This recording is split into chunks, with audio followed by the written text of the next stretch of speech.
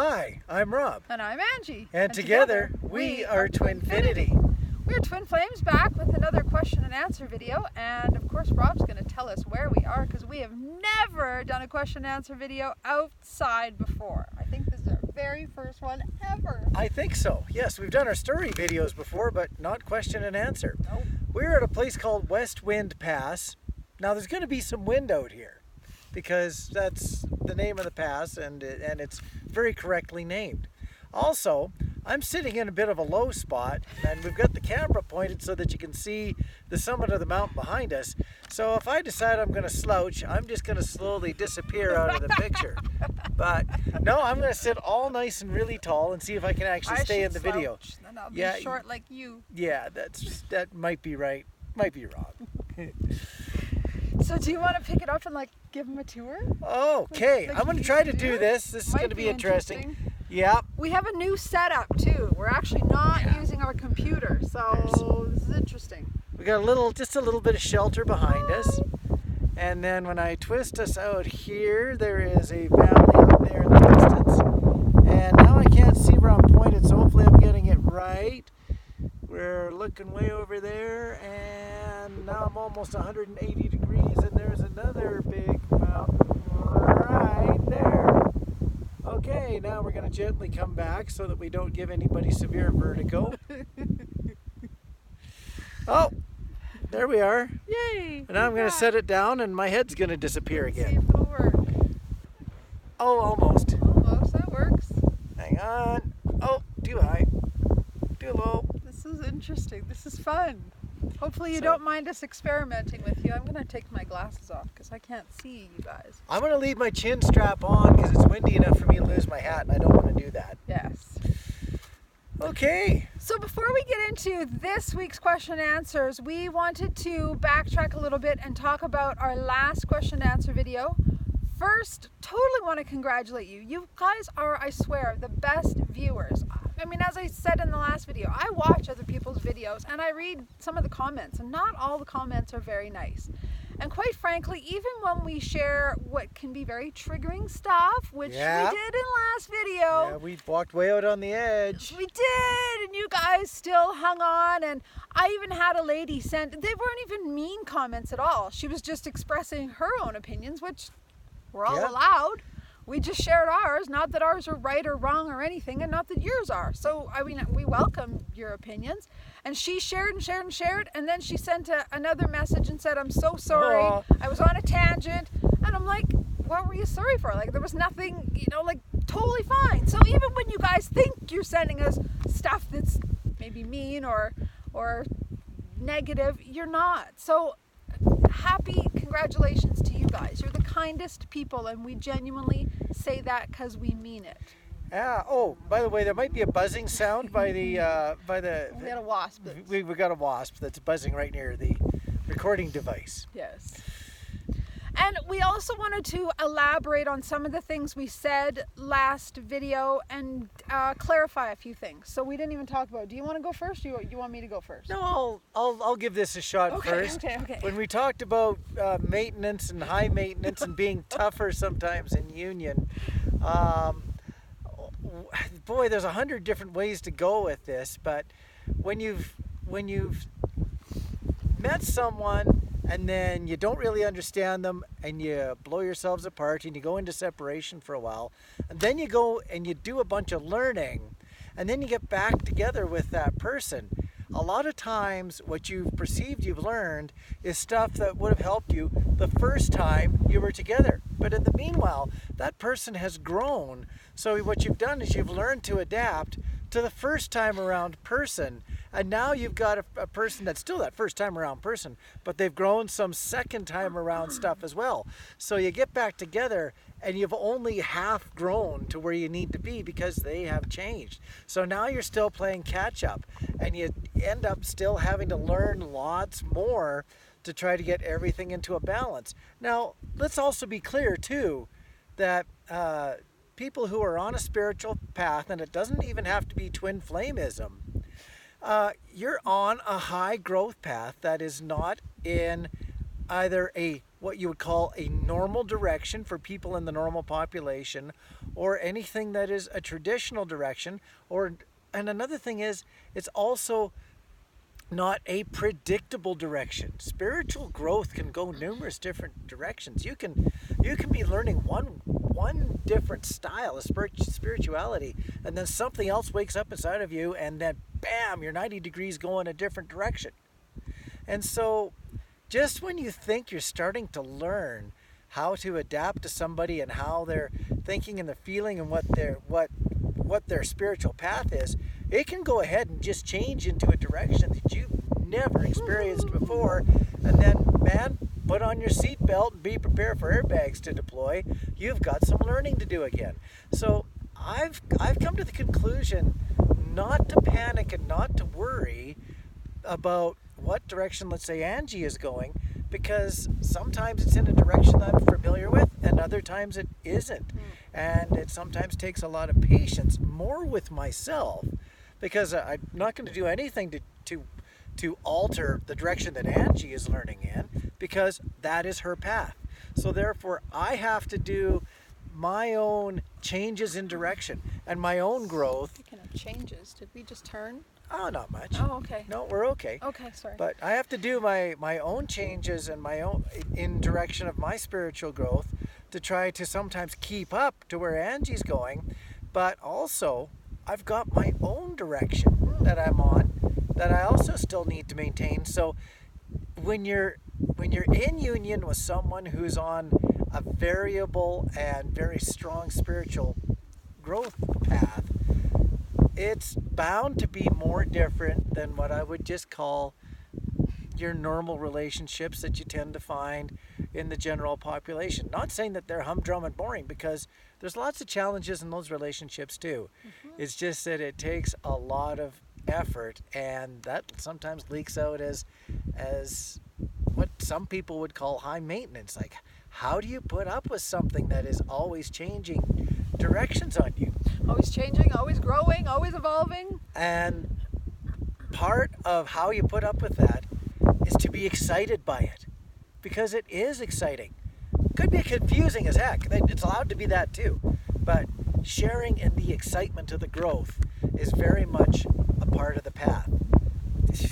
Along with it does come the confusion. So there's where I was going with the maintenance, and there was no way of explaining it at that time. So that's where the zipper came from, because there was no way I was going to explain that in the last minute of last video. It just wasn't going to come together.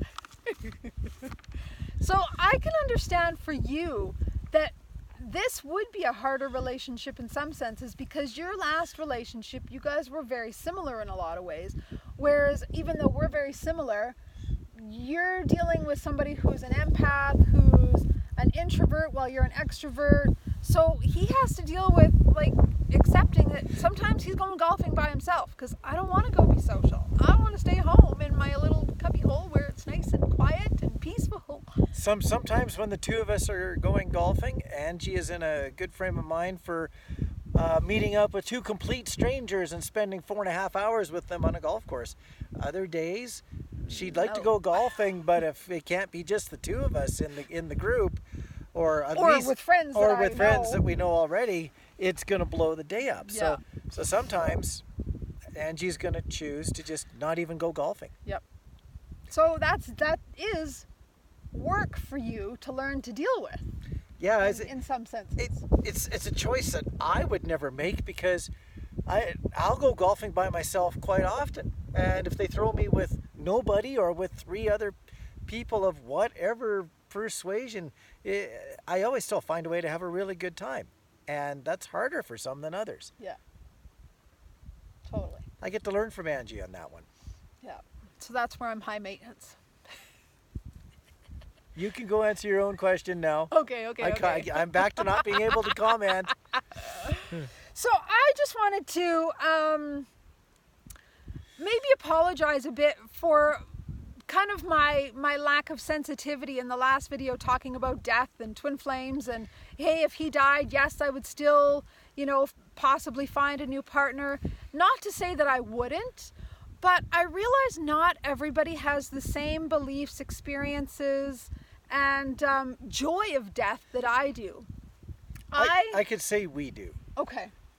Even though we went to a funeral yesterday, Yes, and I we did. cried, I have to realize that many times, in fact most times, funerals are for the living. Yeah. The dead are. They're not dead. They're more alive. They've moved on to a bigger realm. Totally. So they're more alive than ever. Yeah. Or more alive than we are. Yeah. So I just wanted to explain, I have a very different perspective of death because I grew up very young with a lot of death. We purposely took foster kids that were not going to survive. Most of them didn't live past their first birthday. So I had a lot of death at a very young age. My passion is also to read books of near-death experiences, of life between lives and life or past life regression. So I know what happens on the other side, and I don't just know it from books. I remember from my own experiences, which is why I've shared in videos how much I love sparkles and stuff, because everything on the other side in spirit realm, it's magical. It glows. Everything has like a life and a light, very different than what we have here. It's light, it's sparkly, and if there's any dense matter in the way, it'll reflect off it. Yeah. Hence why it does have sparkle. Yeah. So, I didn't want to make light of the fact that, hey... Make light? That's funny. Good fun. I didn't want to make light of the fact that some people might have a twin flame that's already passed over. In fact, I know one girl. I've not met her in person, but we've connected, through Facebook, obviously, like we have with a lot of you guys. And both her, she's got a very unique situation. She actually has 2 twin flames. Yes, that's possible. It's very, very rare, but she has the experience of having 2, and they have both crossed over. And she's having very magical, unique experiences with them, because when we die, we're not gone. Our soul lives on. And I know that's not something everybody is able to embrace at this point. So again, I don't want to go too deep into that. I just wanted to say, sorry if I was kind of insensitive or made light of it. It's just the perspective I come from. I love death. In fact, just to share a little bit, if any of you watch Abraham Hicks, we've been talking about them a bit because we've actually gone to see them. Abraham is the spirit entities that speak through Esther Hicks, and they often refer to death as croaking. Croaking. Because they like to make light of it, because us humans, we have such a serious, tragic feeling of death, like, oh no. So they actually, for fun, call it croaking, and they even say a lot of their videos and stuff, we can't wait till you guys all croak, because then you're going to know what's really on the other side and how great life really is. And I have the same perspective. So death to me is a great joy. It's a beautiful thing. It's not a tragic thing. Now, myself, I'm not in a hurry to die. I realize that I'm on this earth for various reasons. Most of them I'm going to call growth-related reasons. And I don't plan on dying anytime before I need to. But then again, that's all part of the journey, and I suppose it's all been kind of predetermined already. But I'm not looking forward every day to the day that I die. I'm looking forward to the every day to the days that I keep on living. And I think that's true too. When you know that you're going to die and you can accept that instead of having fear about it, then you can live more. You can embrace life even more. At least that's been my experience. And also, being a medium, I help people connect with loved ones that have passed over. So I can help them realize that their loved ones aren't gone. They're not just in this void or, don't exist anymore. They're happy. They are so full of love and so full of life on the other side. So death is a beautiful thing. Anyway, we don't want to get too much into that. We're already 15 minutes into our video. I know. So let's maybe get to questions. Okay, question number 1 is a really tough one because it's really, really long, and there's all sorts of lines, and skip this, explain that differently, and try to come out to an end of a question. Wish me luck on this. If I crash and burn on it, we might just have to try again in a later video, but here we go. I was completely admiring my twin and feeling myself not good enough in many fields in comparison, especially sports, as my twin is a marathon runner and I was guessing he was very healthy and fit. I dance a lot myself, but for pleasure and fun, not to compete. I am a healthy woman. Hang on. Oh, okay, sorry. There was something going on in the distance. Always is in the mountains. Yes. I am a healthy woman, non-smoking, vegan, no alcohol except at Christmas. But I imagined my twin was more because I cannot imagine myself running a whole duration of 4 hours. I was somewhat surprised when he was sending me messages in the middle of the night. He once told me he couldn't wait to finish a book. Also looks like he does some writing of his own. Then I became aware that he was taking high doses of medication. Skipping forward here, I'm sad to now know that my twin is an insomniac and addicted to drugs, prescription medication and real drugs when it comes to morphine, ketamine, and etc., etc. I don't know how to deal with this. I now feel much more balanced than he is now. But I'm asking for advice on addictions on the TF path and the role of each twin in trying to get past these addictions. I suppose even over these addictions. And you said you wanted to go first on that one, so while you do that, I'm going to have a sip of water. I don't recall saying I wanted to go first on that. Oh, I thought you did. Well, if you don't, then I'll go first. Tell you what, there's two bits. One is the perceptions versus the realities. The perception is that somebody is not as good as the other person. Yes. You know, even with Angie and I, we come strolling up here to the mountain. I use the word strolling. Yes. She's halfway up here to where we are. Dying. Yeah, she's half dying and I'm strolling. And there's feelings of inadequacy. Let's flip this over. Angie talks with spirit beings who are gone, and I barely have the ability to remember some of my dreams. So let's talk about inadequacies in all different directions on different levels. I think a person needs to just be happy where they're at. It's nothing in this whole bit is a competition. Yeah. Just like in trying to keep up or catch up or adapt to your twin flame, when you're with them, as per what we started this whole video talking about, it's all about being excited for where they're at and also accepting where you're at and working on your stuff, because you can't work on another person's bit. Now sometimes if their bit affects you, let's go back into the second portion of this question, which was talking about addictions. Sometimes those addictions, one person, let's say, gets drunk, and then the other twin can feel that. They wonder why they're feeling off.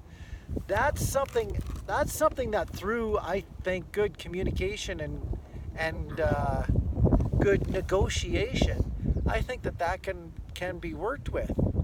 But what if you don't have the ability to communicate with someone who can affect you through the fourth and fifth dimension? That's a tough one. I'm going to defer to my fourth and fifth dimension expert. I don't even know where to go with that right now. What was the question again? How do you help with the question? To deal with addictions on the TF path. Okay, but there was another part about the role of each twin in getting free of them. I don't know if you could really help your twin with a three-dimensional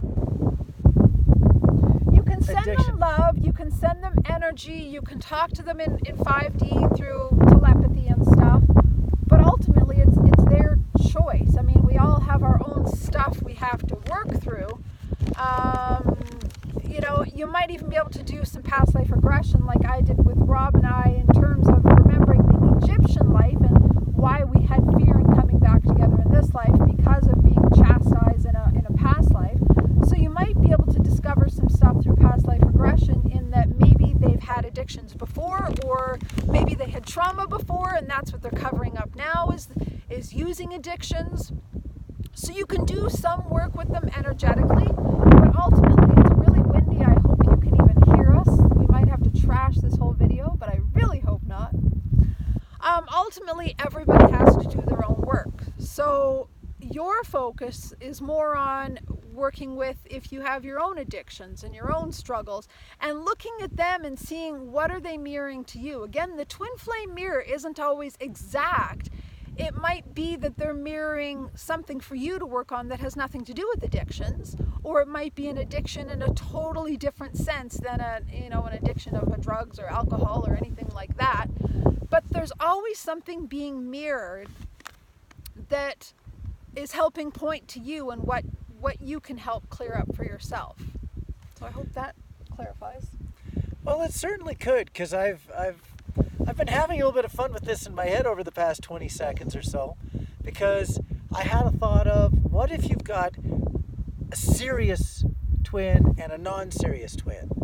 And the non-serious twin is going out and partying it up a couple of times a week, and let's say without getting completely out of control, getting fairly cut on, let's say, alcohol.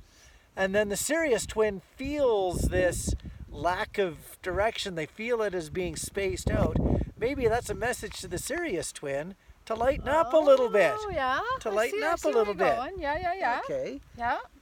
I think there's also, like, looking at our stuff, we had our own addictions. Like, you were addicted to adrenaline. I still am. Okay. Adrenaline and endorphins from doing things like climbing mountains and getting myself like exhausted almost to the point of falling over. Yeah, sure.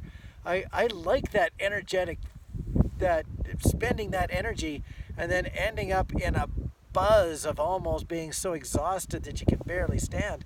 I kind of like that feeling. It's some people, especially marathon runners, they call it a running high. Yeah. Yeah, I've felt that hundreds of times. It's a neat buzz. And for me, like, you're not near what you used to be. No. You used to be like obsessive, which is one of the many reasons we didn't work back then, because I was just like, oh my God, can you not sit down for 5 minutes? She was the one that needed to lighten up. Yes. Believe it or not. Well, and you did too in your own way. I needed to lighten up too. Yes. I was seriously addicted to my adrenaline. But where I was going with that is I had my own addictions in my own ways.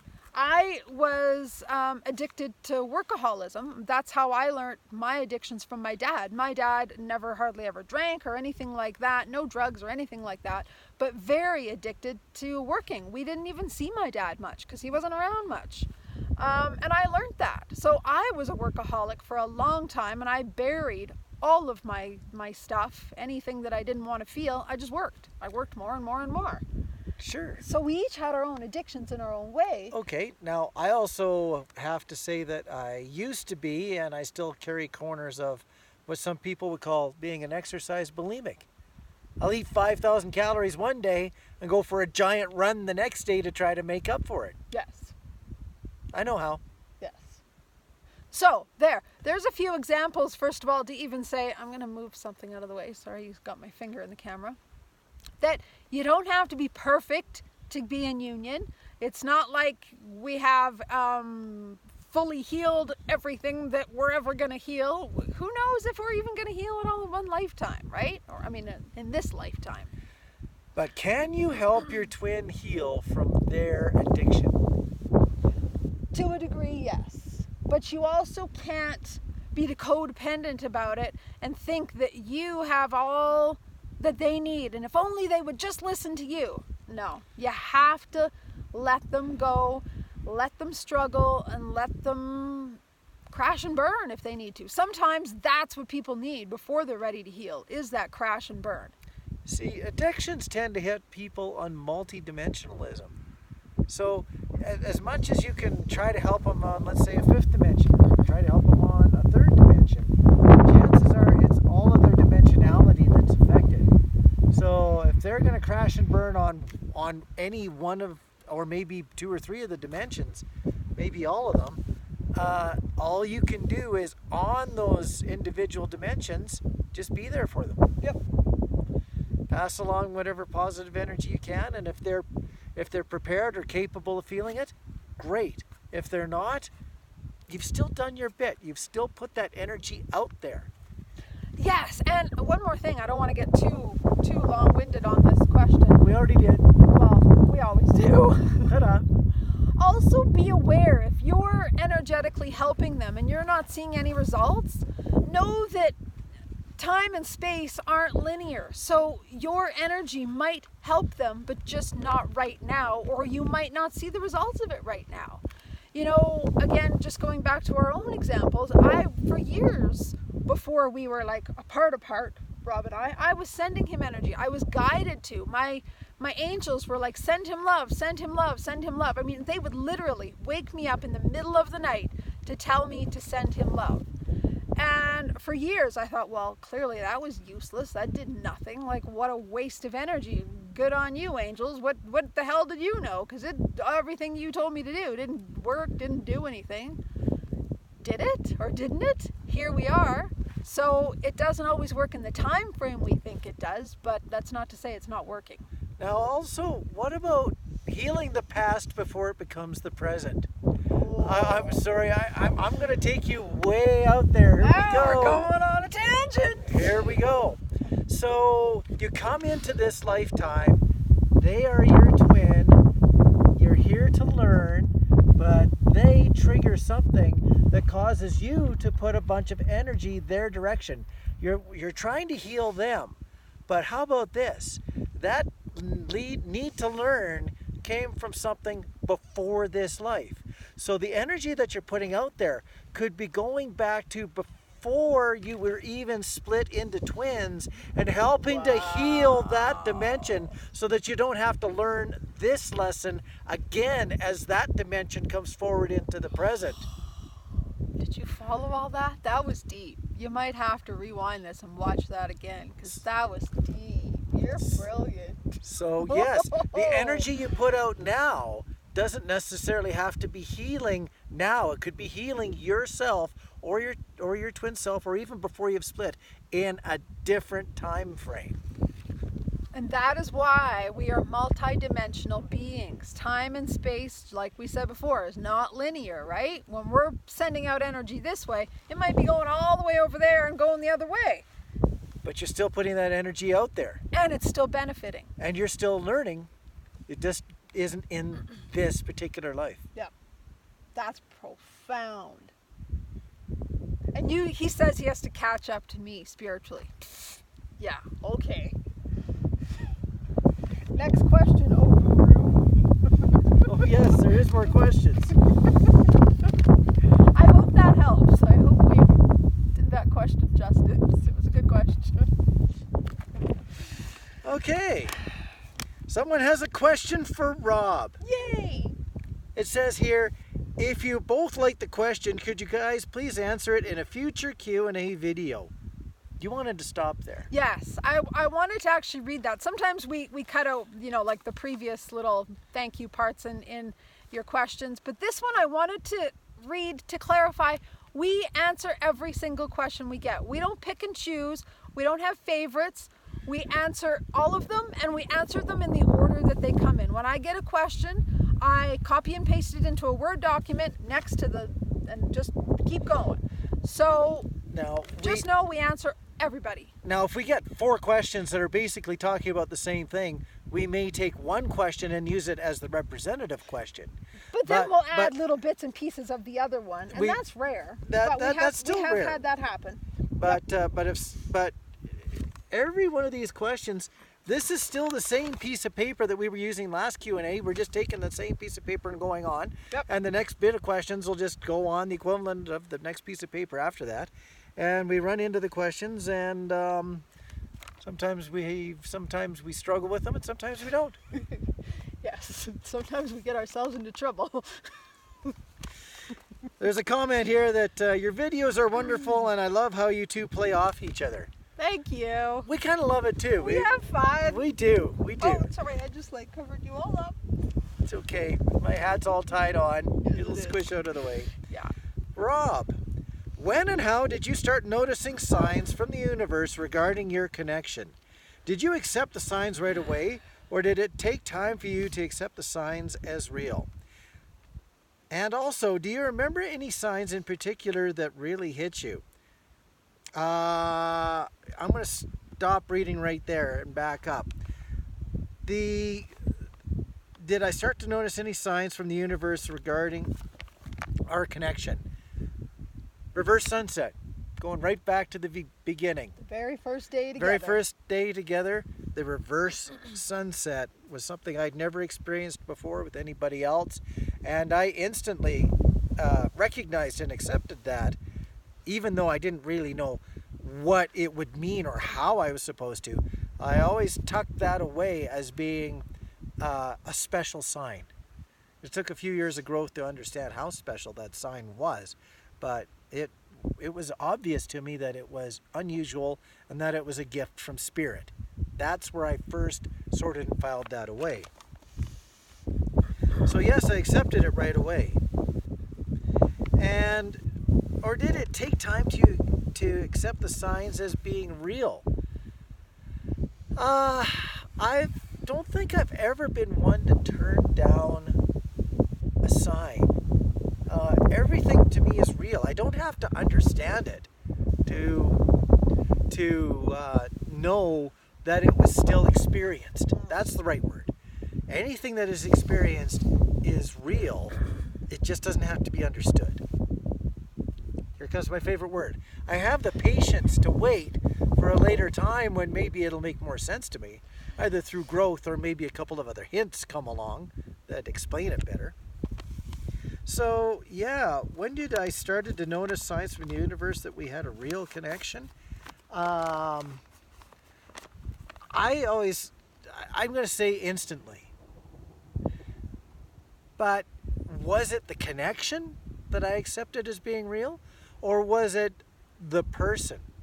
You see, I thought that when I saw the reverse sunset, I didn't take it as being me that was special. I saw the reverse sunset, Angie saw the reverse sunset, but I thought it was a sign from Spirit about Angie, not necessarily our connection. Got it. So I thought that she was the creator of that experience, or that experience was linked to her, not necessarily to us. Back then, I still really thought that the connection was still an us creation. I didn't have the perspective that it back then that I do now, that it truly was an us creation, not just a one or the other. Totally. Yep. Just because I'd been down that road 100 times before, and then all of a sudden there was a reverse sunset on it, didn't mean that I wasn't still part of that creation. I didn't quite get it back then. Okay. How about you? I think there's more. There's a question for me in there, so I'm going to answer my question. Oh yeah. Angie, while doing all your inner work, did it feel like things got worse and not better? Did you ever get tired of all the inner work? That's all her. I didn't forget about that piece because I so wanted to answer that, because I have the deepest compassion for you people, because yes. Did things feel like they got worse and not better? Oh yeah. Oh yes. They got really hellish for a long time. And you think, what? Like, you start asking the universe, God, creator, whatever you want to call it, like, do you hate me? Are you against me? Like, why is this so hard? So yeah, it definitely got worse before it got better. And what was the second piece? Did you ever get tired of the inner work? Yes. Who out there hasn't at some point gone, screw it, I'm not doing this anymore? Totally. And then a week later, guess what? You're back online, checking things out. Yep, because your soul, your ego's like, I've had enough, I ain't freaking doing this anymore. And then your soul's like knocking at you, little tiny knocks. Keep going. Yeah, for me, when it was the hardest, and I keep forgetting this part. Did you get tired? Yeah, when it was the hardest and I was getting tired is when I was with my karmic partner, the person I was with before Rob. It was constant work constant. It was like I would finally just get over one thing and work through one thing. I would get maybe a 2-month break, and then something else would come up. And I remember, I mean, I was very aware at that point in my life that my soul was the creator of all of it, that there was nothing outside of me. I was studying deeply the Conversations with God books, so I very much understood the process and that each soul chooses everything. We are victim to nothing, and we choose it all. So I remember saying, I cannot wait until I go back to spirit, and I'm going to kick my soul's butt. Because I'm like, what were you thinking? Did you really think you needed to try everything and go through every experience in one life? Yes. And have every challenge in one life? I remember being so angry with my soul. I wasn't even angry with God anymore because I couldn't blame God. It was my own soul that chose it. And it wasn't until I discovered that Rob and I were twin flames and started to understand the twin flame journey, in that you have to clear so much stuff. You're clearing karma from this lifetime, many other lifetimes. You're clearing all the work that you have, the healing, so that you can be nothing but a pure vessel of love and light. Because what we're trying to do is get it all out, all that gunk, all that trauma, all the energy from every lifetime. We're clearing it all so that we can shine so bright to help this earth ascend, right? That's the whole mission. So once I understood that, I was just like, wow, thank you, soul. You are brilliant. I mean, I turned like a 180 from going, I want to kick my soul's ass, to thank you. I am so grateful that you chose to do this. But yeah, in the meantime, it sucked. It sucked lots. Now, this is also a little bit of a harder concept to understand too, although most of you will get it instantly. This earth is its dimension, and your soul is very, very multidimensional. When you're asking yourself, why do I have to take on every challenge this lifetime? This lifetime is in this earth, but there is so many other dimensions that you could not possibly take on all the challenges that you need to on this earth. So as much as you think you're taking on all of your challenges, there's only really a small sampling that you can do in this lifetime. So true. So you might as well go with the challenges that you're getting in this lifetime, because when you actually get to look back at the alphabet soup of potential challenges, ones you couldn't experience here, you might be grateful that these are the ones that you got. That's a good point. I like that. Yeah. When you get into some of the more complex dimensions, I can only imagine the challenges are going to be more complex. Yep. So, the challenges here hurt for here, but it's only the third dimension. Yeah, I don't even want to go further on that, because that's, again, God, we could tangent for like days. We could just sit out here for days and just keep doing tangents and talk about everything under the sun. When I get out in this kind of an atmosphere, when I get away from the concrete sea and get into the mountain sea and the tree sea and all this other stuff that's around me, even before we started the video, we had a small rock avalanche behind us. That was cool. And something hit the valley floor and it boomed like thunder. We could only just see the dust and a little bit of snow behind us, that's all. It was a great experience. But when I get out in these areas, man, these question and answer things, these really get fun. Your wisdom comes out. I mean, not that you don't have wisdom by the fireplace. You do there too. But out here, this is Rob's territory. We're in like Rob's lands now. This is where I get to grow. This is where I feel like I'm the size of a football stadium. Yeah. I get to touch so much more. No, not that I don't want to go through that whole beautiful list, but we should carry on. We're actually close to being at time. We're only at 40 minutes. We can do at least one more. Think we can do one more? Yeah, we've only done 2. We talk too much. We've only just begun. Don't sing. Really? Okay. Yeah, I don't sing well. These poor people. Are you kidding me? It wasn't terrible. Okay. Okay, next question. Why does it seem sometimes that I may never raise my vibration fully, routinely, or consistently? That I may never get to a place to manifest my good and amazing hopes? My 3D family and friends feel I suffer from depression and advise counseling. Before I, whoa, is that supposed to be woke or work? It might be woke. Before I woke up, I did counseling and medication. Meds made everything worse, or made everything worse actually. I can imagine they would. You've been They through actually that. cloud the reality. Is that There's- another avalanche? Yeah, there's another rock avalanche over on that peak. Cool. Yeah, something Sorry, else we're- might hit down by the trees and go boom again. We're experiencing nature live here. Yeah, there's dust patches coming off the vertical cliffs around us. We're a long ways away from there. We're safe. We're safe. We're totally safe. I do take vitamins and I'm starting back to exercise. I do Reiki sessions, meditation, and grounding. Not being able to raise my vibration or stay there for long after 2.5 years of hard purging is making me feel like I'm failing at whatever I'm supposed to be doing. Any insights would be great. Well, welcome to the majority. Yep. A lot of us feel like we're not growing fast enough or good enough. This is about measuring against something that is not your own path.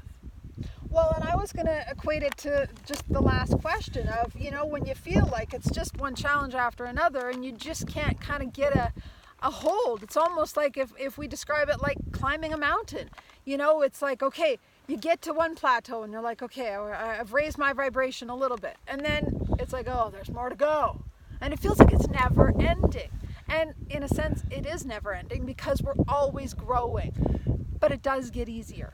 I'm going to say don't measure against where you want to be. We can all set goals that are unattainable for our measurable, foreseeable future. Measure against where you're at. Know where you started from and where you've moved to. Don't worry about where you think you need to go. Yeah. Because where you need to go often is a place that you don't really know. How do you know where you need to go? If you knew where you needed to go, you'd just go there. Yes. So this is where the journey is really tough. And I was going to say that whole thing of how everybody says enjoy the journey, not the destination. I know sometimes that's hard because we have this destination in mind, especially on the twin flame path. What's the destination everybody's trying to get to? Union, right? But if you can just enjoy the process, I'm going to use your word. I'm going to use your word. Wow. And have patience. Sorry, I stole your word. Okay. Now you got to come up with something else. I probably borrowed a couple of your words today. You did, yes. So yeah, just if you can, like Rob says, don't look so much at where you're trying to go and just be where you are. Be where your feet are. I was just going to say that. That's a saying you taught me. Yes. Yes, and that's a saying your karmic taught you. Yes. Yeah. Yes. Brilliant. Be where your feet are. So yeah, I mean, I know when you want your vibration at a certain level and then you get there and then you fall. That's part of life. Honestly, it's not, I mean, be very honest, it's not like my vibration's always top notch high. We have frustrations. We have days where everything sucks and moments where everything sucks still. That's part of just being human, where that's the human experience. And another thing is a lot of times we aspire to be where somebody else is because they've taught that. Now, I know lots of people, like especially through the workshops, they have their own gifts and their own talents, and I maybe I'm fortunate, but I am not jealous of where they're at. That is their journey, and that is their gifts and their understanding and their contribution and their knowledge to the overall, I'll call it the collective of, let's say, the people that we know. Let's just keep it that simple. That is their contribution. I'm going to even throw a name out there. For example, Kalina, with her ability to do and communicate light language, I'm not jealous of that at all. She has got that. I don't need to have that.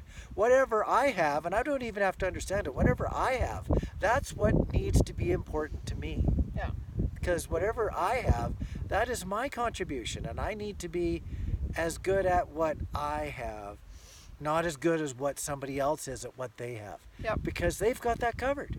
Totally. Yes. We're all who we're supposed to be. And I love, there's so many sayings. I use Facebook. For those of you that you watch us on YouTube and aren't on Facebook, I'm sorry. I reference Facebook a lot because I'm on Facebook a lot. Just quick explanation. I'm on it all day long when I'm at work. I have a very unique, blessed job that allows me to be on it a lot at work. Tell you what, tangent. Oh no. When I'm laying in bed and reading and I fall asleep, Yeah. that's called Facebook. Only Rob. Sorry. Anyway, on Facebook, there is this little meme that goes around a lot of, there's only one of you. And, you know, this world wouldn't be the same without you. So, yeah, if we just all honor who we are and instead of trying to be where somebody else is or trying to be somebody else, trying to have the vibration of somebody else, all of those things. I know sometimes it's hard because we look at other people and go, oh, well, I want to be them, or I want to be where they are in life. But if we can just really respect our own journey. Be happy with our own contribution. Yeah. Yeah. Yeah. Now, can we look?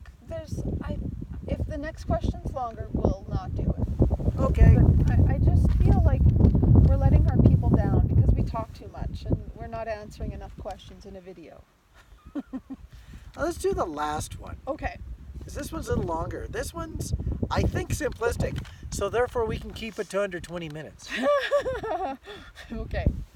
Angie and Rob, my question is, it took you 15 years or so to realize that you are twin flames. Do you think you would have reached reunion sooner had you known you are twin flames sooner? I'm going to answer it really quick and say no. But you can give the elaborate version. Unless you have a guess. But I think your answer's the same. But Well, it wasn't like we knew what twin flames were and then finally realized that we were twin flames. We just thought we were just two living entities on this earth with our own soul, not a shared soul, and therefore we just were ourselves. So sorry for the plans. yeah, we've all of a sudden got a little change in the weather happening. Yeah, okay. So it doesn't rattle. So if we would have recognized twin flameism sooner, would have been able to get back to union sooner? No. I'm going to answer that on the basis that my existing relationship that I was in that needed to run its course, I think would have still run its course. Yep. Whether I had any additional information or not. Having the information about twin flames come along just as that relationship was winding down, that was a very spiritually induced segue into the next phase of my life here. Yeah. And I think knowing or not knowing that you're twin flames does not at all change the length of the journey because of divine timing. You can't, you know how they say you can't push the river. For us, it actually, in our opinion, would have very much hindered if we knew that we were twin flames because of our personalities. We are both very driven, hardworking. We're both fire signs, so we're both go-getter kind of people. And if we had known, we would have tried to push the river. And you can't push the river. The river's got to flow the way the river flows. So I don't think knowing about the journey or not knowing makes a difference in how long it takes to get to union or if you can speed up the process to union. I think you can slow down the process to union. If you're being pushed to do work and you're kind of pulling away going, no, I'm not doing it, I'm not doing it, I'm not doing it. You can definitely slow it down. But I don't necessarily know if you can speed it up. If you can force yourself to learn the lessons faster and get them and, okay, if I just work harder. It doesn't work that way. Divine timing only allows you to get the lessons when you need to get the lessons. Now, I'm not trying to contradict what Angie just said. Oh, sure, go ahead. It seems to me that, though, that the journey itself, for the majority of people, is happening faster. It took us a long time to work our way through all the different phases that we needed to. And divine timing is seeming to shorten this up for the people who are actually making it to union. Yes, but I don't think it's because they know about it. Right. It's because we are what's called, there's different waves of twin flames. We are what's called the first wavers. So we were kind of like the pioneers. And I don't say that with any sort of ego. It's not like, Being first didn't make it any easier. No, it made it harder. I'd rather live now than back in the 1800s in this spot. Totally. It was hard living back then. I wouldn't want to be them. Yeah. So the first wavers were the ones that kind of paved the path to make the path a little easier for the next wavers, the second wavers, and then the third wavers coming in. Oh my God, they're like just pounding through it and they're getting it like no problem. Which is again why you can't compare yourself to other people and go, well, they're in union. They've only known each other for 2 years and they're in union already. I don't know anybody who's had that. I'm just giving an example. But you can't compare yourselves because we've all chosen our journey on a soul level for our own soul growth reasons. Our soul growth was to do the long, drawn out, arduous, with different people in our lives and karmics and growth, and other people's might not be. And it also seems to me that the third generation of twin flame, the third wave, they're starting out wiser and more spiritually advanced than, I'm going to say, what we did. Absolutely. Maybe not you. You started out way far more advanced than I did. But people are starting a lot closer to the finish line than what we did. So therefore the journey, I think, deserves to be a little bit shorter because they've already earned a lot of stripes before they get started onto the journey. Yeah. The only thing I want to change and clarify is the finish line. Everybody thinks union is the finish line. I used that term, didn't I? You did. Yeah. And I just want to clarify that because retraction. Union is so not the finish line. It's not. It doesn't mean your life becomes perfect. It doesn't mean everything's now easy and blissful. Yes, we're not going to lie. Being in union is quite joyful. It is. It is. But it's still got that little bit of maintenance that we started out with 50 minutes ago. That's right. Yeah, there's still work. There's still growth. We're always growing. Even, honestly, after we die. Even when we're in spirit. It's not like then we know it all. There is so much learning that even happens then. So there is never a finish line. Even after we cross over and we're back with Source, there is still new learning, new growth. Now, at the same time, wouldn't trade union. It's good. It's nice. Yeah, it's good because we did the work to get there. It's not good, in my opinion, if it was easy and it just was like, okay, it's like anything else. You take it for granted. I don't take it for granted. Nope. Because of how much work it was. Because of how much growth we've done. Even just the little things like climbing a mountain. Before, when we climbed a mountain, we were fighting by the top of it. Mostly because of me, because I was miserable, because I hated it. But also he was super intense. We were like oil and water in a lot of ways. So we've both grown enough, and when you have the reflection of the old us, and then you can see the new us, that's where I have so much appreciation. I don't try to push her up a mountain anymore. No, you don't. I don't. I'm not saying I don't dare. You gently talk to me and love me, and you're incredibly patient. And I tell her it's going to take 3 hours when it's only going to take an hour and 15 minutes. Yeah. And then all of a sudden at the 1 hour mark when we're almost there, then she realizes that I just got her to commit to doing something that, because she committed to the harder version, it's actually going to be pleasurable by the time that she gets to the top because it's easy. Yeah. So someday when we're going out on a climb that's going to really take 10 hours, I'll just have to say, yeah, it's going to take us 30 hours today to get there. And then she'll know it's a big day. Yeah. Yeah, I'm not doing any 30-hour climb. Even if it will only take 10 hours. Yeah. No, some of them will. Yeah. Okay. Anyway. Okay. We should probably go now. It's time for us to go. I kind of don't want to go because I just am so enjoying spending time with you guys out here in our first question and answer video outside.